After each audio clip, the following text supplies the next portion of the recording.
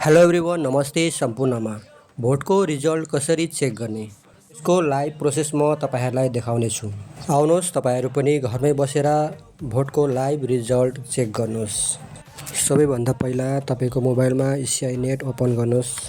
यहाँ तपाईले स्क्रिनमा देख्नु हुँदैछ इलेक्सन रिजल्ट्स 2026। यो लाइभ प्रोसेस तपाईहरुलाई म देखाउँदै छु। यहाँ जनरल इलेक्सन टु एसेम्ब्ली कन्स्टिट्युएन्सीजमा क्लिक गरिसकेपछि तपाईको यस्तो खोलिन्छ।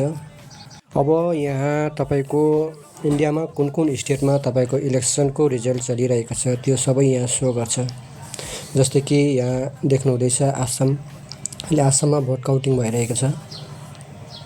यहाँ देख्नु हुँदैछ बीजेपी भारतीय जनता पार्टी लिडिङमा तपाईको 77, सेकेन्डमा छ तपाईको इन्डियन नेशनल कांग्रेस 24।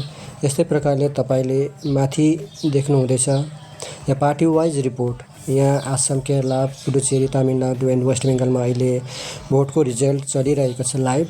र अब तपाईले स्टेट वाइज तपाईले चेक गर्न सक्नुहुन्छ। र यहाँ माथि देख्नु हुँदैछ सेलेक्ट क्राइटेरिया स्टेट अथवा एससी एसेम्ब्ली कन्स्टिट्युएन्सी।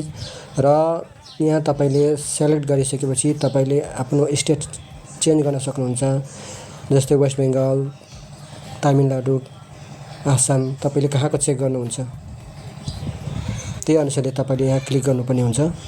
र मैले यहाँ वेस्ट बेङ्गल थिचेँ स्टेटमा।